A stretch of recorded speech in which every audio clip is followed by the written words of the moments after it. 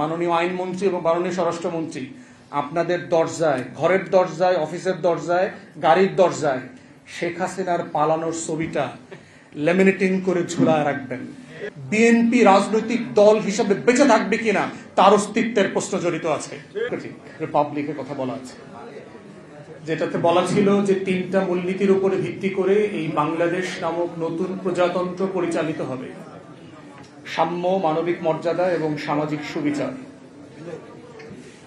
অথচ দেখেন, সেই বাংলাদেশটা, যেই বাংলাদেশের ঘোষণাপত্রের আলোকে হাজার হাজার লক্ষ লক্ষ মানুষ মুক্তির লড়াইতে নেমে গিয়েছিল, আমার বাবার মতো জীবন যৌবনকে ত্যাগ করে, তারা আসলে কেমন বাংলাদেশ পেয়েছিল এবং এই 72-এর সংবিধানটার ক্রাইসিসটা কোথায়?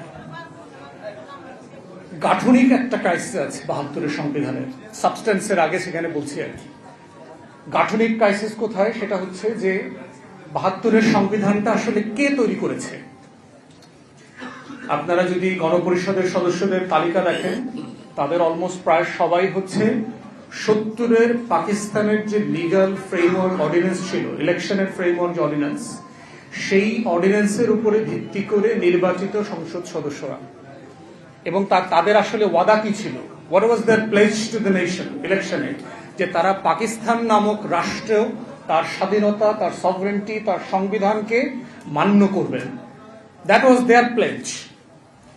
এখন ইনএভিটেবল কোয়েশ্চেন ইজ, পাকিস্তান রাষ্ট্রকে ধারণ করবার জন্য, পাকিস্তান রাষ্ট্রের সংবিধান, পাকিস্তানের স্বাধীনতা সার্বভৌমত্বকে লালন পালন করবার জন্য যারা ওয়াদাবদ্ধ ছিলেন, তারা কি আসলে একটা নতুন বাংলাদেশের সংবিধান প্রণয়ন করবার দায়িত্ব নিতে পারেন কিনা?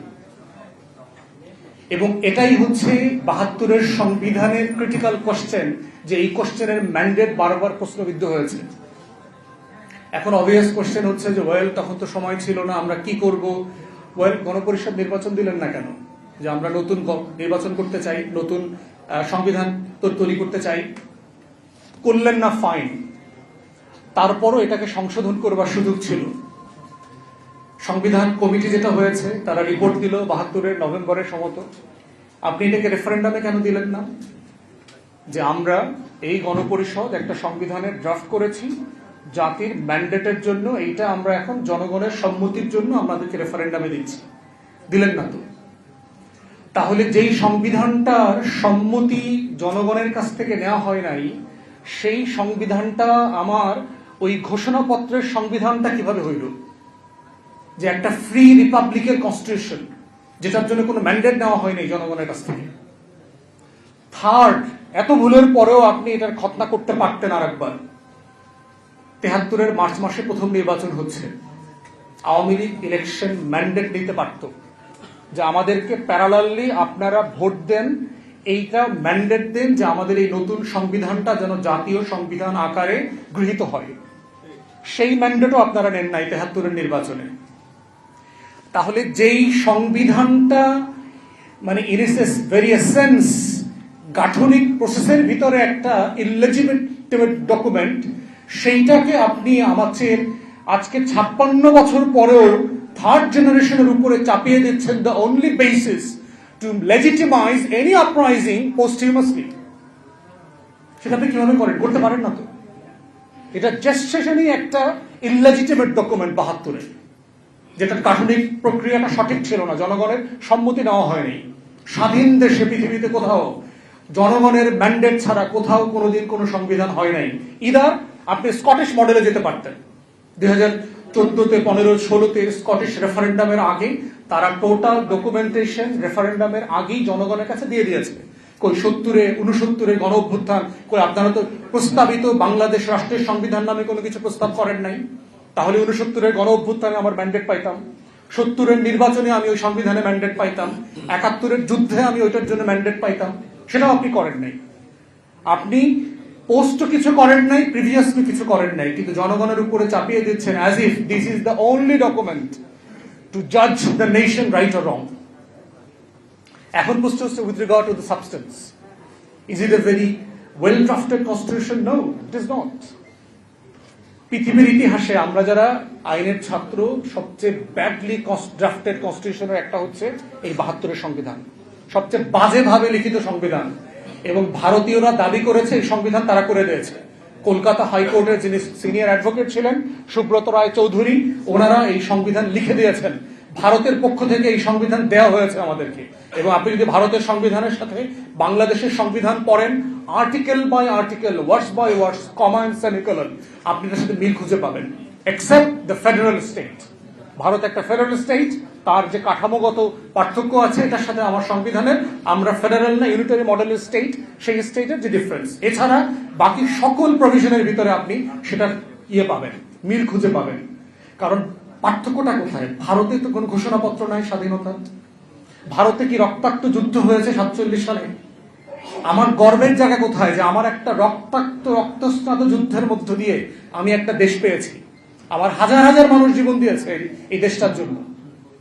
ভারত দিয়েছে 190 বছর ধরে দিয়েছে, কিন্তু একটা মানে টেন্স পিরিয়ড ধরে আপনি একটা স্বাধীনতা যুদ্ধ হয়েছে সেটা তো ভারত পাকিস্তানের সূত্রে আপনি বলতে পারবেন না। ভারত পাকিস্তানের যুদ্ধে কোনো ঘোষণাপত্র ছিল না, কিন্তু আমার স্বাধীনতা যুদ্ধে একটা ঘোষণাপত্র ছিল। এই জন্যই হচ্ছে গাঠনিক প্রক্রিয়ার জায়গাতে 72-এর সংবিধানটা প্রবলেম্যাটিক। এখন আসি সাবস্টেন্সে। আমার ঘোষণাপত্রে বলা ছিল যে এই বাংলাদেশ রাষ্ট্রটা 3টা মূলনীতির উপরে ভিত্তি করে পরিচালিত হবে। 72-এর সংবিধানে আপনি কি বললেন? নতুন করে 4টা মূলনীতি দিলেন, অ্যাবসলিউটলি আনবিনোন টু দ্য নেশন। আমাদের কারো কাছে জানা ছিল না যে 4টা জিনিস কোত্থেকে আসলো। 70-এর আওয়ামী লীগের ইলেকশন ম্যান্ডেটে ছিল না, আওয়ামী লীগের দলীয় কনস্টিটিউশনে ছিল না, 71-এর যুদ্ধে ঘোষণাপত্রে অথবা 71-এর কোনো কনভারসেশনে ছিল না। সাডেনলি 72 সালে এই 4টা মূলনীতি কোত্থেকে আসলো? এবং এই প্রত্যেকটা মূলনীতি ইনহ্যারেন্টলি কন্ট্রাডিক্টরি। আমরা যারা ছাত্র জীবনে লেফট পলিটিক্স করছি, শহীদুল আলম ভাই লন্ডনে লেফট পলিটিক্স করছেন, এটা বুঝবেন যে এটা সিম্পলি ডাজন্ট মেক সেন্স। আপনি বলছেন যে আমার রাষ্ট্র পরিচালিত হবে, এখানে ডেমোক্রেসি থাকবে, সমাজতন্ত্রও থাকবে। 72-তে ডেমোক্রেসি আর সমাজতন্ত্র এক জিনিস ছিল না। আপনি বলছেন যে এই জাতি বাঙালি বলিয়া পরিচিত হইবে। তাহলে আমার রাষ্ট্রের হাজার হাজার চাকমারা পাহাড়িরা যেই ঘোষণাপত্র শুনে যুদ্ধ করতে গিয়েছিল, তাকে আপনি 1 বছর পরে বললেন যে তুমি যদি বাঙালি না হও তোমার আইডেন্টিটির কোনো স্বীকৃতি আমার কাছে নাই। তাহলে ওই যে ফ্রি, ইনক্লুসিভ, ডেমোক্রেটিক রিপাবলিকের কথা বললেন, সেই রিপাবলিকের প্রত্যেকটা এসেন্স এন্ড প্রিন্সিপালের সাথে এই 4টা মূলনীতি যায় না সিম্পলি। কারণ এখানে অবাঙালিরাও যুদ্ধ করেছে। 16ই ডিসেম্বর এই স্বাধীন বাংলায় ঊর্ধ্ববাসী মুক্তিযোদ্ধারা বিজয় মিছিল নিয়ে 32 নম্বরে গিয়েছে এবং তাদেরকে গুলি করে আমার সোনার বাংলার মুক্তিযোদ্ধারা হত্যা করেছে। ঊর্ধ্বভাষী মুক্তিযোদ্ধা। চাকমাদেরকে শেখ মুজিব বলেছিল বাঙালি হয়ে যাওয়ার জন্য। তাহলে আপনি এই রাষ্ট্রটা তৈরি করলেন যে প্রিন্সিপালের উপরে ভিত্তি করে 72-এর সংবিধান তার প্রত্যেকটা প্রিন্সিপালের কুঠারে আঘাত করেছে। তাহলে এই সাবস্টেন্স দিয়ে আপনি এই রাষ্ট্রটাকে ইনক্লুসিভ কিভাবে ধরে রাখবেন? আপনি মানে গণতন্ত্র রাখবেন, আপনি আবার সমাজতন্ত্র রাখবেন। এবং রেখে কি হয়েছে দেখেন, কোন গণতন্ত্র হয়েছে। আপনার 72-এর সংবিধানে গণতন্ত্র ছিল, কিন্তু 73-এর নির্বাচনে তো আমরা গণতন্ত্র দেখি নাই। 73-এর নির্বাচনে তো আমরা কোনো গণতন্ত্র দেখি নাই। 293টা সিট পাওয়ার পরে শেখ মুজিব বঙ্গভবনে দাঁড়ায় বলেছে আজকে দেশে কোনো বিরোধী দল নাই। শেখ মুজিব বলছে, বিরোধী দল না থাকাটা কি আপনার দেশের জন্য কোনো ক্রেডিট? গণতন্ত্রের জন্য ক্রেডিট? জাসদের শত শত এমপি ক্যান্ডিডেটকে পিটায়া এলাকা ছাড়া করে দিয়েছে, কয়েক ডজনকে হত্যা করেছে, ইলেকশন করতে দেয়নি। তাহলে আপনারা কেন কিসের জন্য বললেন গণতন্ত্রের কথা? এটাই তো মুক্তির লড়াইতে ছিল। আপনি বলছেন যে সমাজতন্ত্র থাকবে, আবার বলছেন যে গণতন্ত্র থাকবে। গণতন্ত্রের সাথে তো উদার নৈতিক ক্যাপিটালিজম, পুঁজিবাদী সমাজের বৈশিষ্ট্য আছে। সংবিধানে বলা আছে যে একটা ফ্রি এন্টারপ্রাইজ থাকবে, কিন্তু সেখানে আপনি দেখলাম যে 72-এর পরে, 73-এর পরে বাংলাদেশের সব প্রাইভেট এন্টারপ্রাইজ, পাটকল, জুট মিল সবকিছুকে ন্যাশনালাইজ করে ফেললেন। এই ন্যাশনালাইজেশন কিন্তু আমার মুক্তির লড়াইয়ের সাথে কনসিস্টেন্ট ছিল না তো। তাহলে এইভাবে 72-এর সংবিধান আমার মুক্তির লড়াইয়ের প্রত্যেকটা আকাঙ্ক্ষার সাথে বেইমানি করেছে। এবং তারপরে দেখেন এখানে ক্ষান্ত হয়নি, 4th অ্যামেন্ডমেন্ট করেছে শেখ মুজিব বেঁচে থাকা অবস্থায়।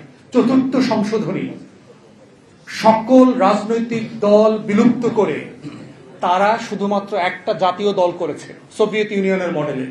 জাতীয় দল আওয়ামী লীগ, মানে কি অভিশপ্ত একটা দল, নিজের দলটাকে পর্যন্ত বিলুপ্ত করে দিয়েছে। এবং এর সাথে বাংলাদেশের পতিত পলিউটেড বাম সিপিবিরা জড়িত ছিল। এই কমরেড মনি সিংরা থেকে শুরু করে সবাই শেখ মুজিবকে মিসগাইড করেছে when it comes to creating Baksal. তো এই বাকশাল, এই চতুর্থ অ্যামেন্ডমেন্টের এই সংবিধান কি আমার ৭১-এর মুক্তির লড়াইয়ের সাথে কনসিস্টেন্ট ছিল? ছিল না তো।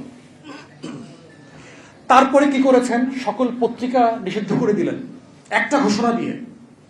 রক্ষী বাহিনী শুধু ক্রিয়েট করলেন না, রক্ষী বাহিনীকে ইনডেমনিফাই করলেন যে রক্ষী বাহিনীর কোনো অন্যায়, অবিচার, ফৌজদারি অপরাধ কোনো আদালতে উত্থাপন করা যাবে না, চ্যালেঞ্জ করা যাবে না। বিএনপি সে রক্ষী বাহিনীর সদস্য মাসুদউদ্দিন আহমেদ চৌধুরীরা আবার 111-এর সময় অনেক বড় পত্র দিছিল, পরে তো খায়া দিছে বিএনপিরে। এই যে বাস্তবতাগুলো কেন নতুন প্রজন্ম বিপ্লবের আকাঙ্ক্ষা নিয়ে আবার 24-এ মাঠে নেমেছে, এই পুঞ্জীভূত কষ্ট, ক্ষোভ, বঞ্চনা, যে মুক্তির লড়াইয়ের সাথে আমাদের সাথে জাতির সাথে বারবার গাদ্দারি করা হয়েছে, এই জন্যই দেয়ার আর প্রবলেমস উইথ 72's কনস্টিটিউশন। এই জন্য আমাদের কনস্টিটিউশনের এই যে বেসিক ফিচারের কথা বলা হয়, একমাত্র acceptable basic feature of any constitution can be the supreme will of the people. আর কোন প্রিন্সিপাল বেসিক ফিচার হইতে পারবে না একটা কনস্টিটিউশনের। একমাত্র প্রিন্সিপাল জনগণের সভরেন উইল। জনগণ চাইবে, বইটাকে ধরবে, নেবে, মানবে, জনগণ চাইবে না, ছুঁড়ে ফেলে দেবে, শেষ। এটাই হচ্ছে একমাত্র basic feature of the constitution. এবং এই প্রিন্সিপালের উপরে ভিত্তি করে হচ্ছে জুলাই জাতীয় সনদ প্রণয়ন করা হয়েছে। It's a purely a political question, nothing within the definition of the ordinance or the order or the constitutional framework it can be justified. It's a pure political question, sovereign will of the people. এবং গণ অভ্যুত্থানের রায় অনুযায়ী এটাকে বাস্তবায়ন করতে হবে। তাই আমরা বলছি যে বাংলাদেশ রাষ্ট্রটাকে যদি আগামী দিনগুলোতে এগিয়ে নিয়ে যেতে হয়, আমার সেই ৭১-এর মুক্তির লড়াই, আমার যুগ যুগ ধরে শত শত বছরের এই মাটির, এই মানুষের, এই জমিনের মুক্তির লড়াই, এবং আমার 24-এর গণ অভ্যুত্থানের লড়াই, এর প্রত্যেকটা প্রিন্সিপালকে সভরেন উইলের ভিতরে অ্যাকোমোডেট করা হয়েছে জুলাই জাতীয় সনদের মাধ্যমে। এবং সেটাকেই উইদাউট এনি ইফস এন্ড বাটস মেনে নেওয়াটাই হচ্ছে আগামী দিনে শুধু বাংলাদেশের অস্তিত্বের প্রশ্ন না, বিএনপি রাজনৈতিক দল হিসেবে বেঁচে থাকবে কিনা তার অস্তিত্বের প্রশ্ন জড়িত আছে। এবং অন রেকর্ড আপনাদেরকে বলে রাখি, আপনাদের সক্ষমতা কিন্তু আওয়ামী লীগের ধারে কাছেও না। সেই আওয়ামী লীগকে কিন্তু লেজ গোটায় পালাইতে হয়েছে। নির্বাচনের পরে বিএনপির এক এমপি আমারে বলছে, হুইপ 6 জন হুইপ আছে তো বিএনপির, তার ভিতরে একজন বলেছে যে আমার ডিভিশনের সব এমপিকে আমি একটা ছবি গিফট করব। সেই গিফটের ছবিটা হচ্ছে হাসিনা বিমানে করে যে পালাইতেছে না। আপনাকে মাননীয় প্রধানমন্ত্রীকে বলছি, এবং আমার ডিপার্টমেন্টের 2 বড় ভাই মাননীয় আইনমন্ত্রী এবং মাননীয় স্বরাষ্ট্রমন্ত্রী, আপনাদের দরজায়, ঘরের দরজায়, অফিসের দরজায়, গাড়ির দরজায় শেখ হাসিনার পালানোর ছবিটা লেমিনেটিং করে ঝুলায় রাখবেন। আপনাদেরকেও ওই ছবির রিপ্লেসমেন্ট করা লাগতে পারে, just matter of time. No ifs, no buts. ধন্যবাদ। আসসালামু আলাইকুম।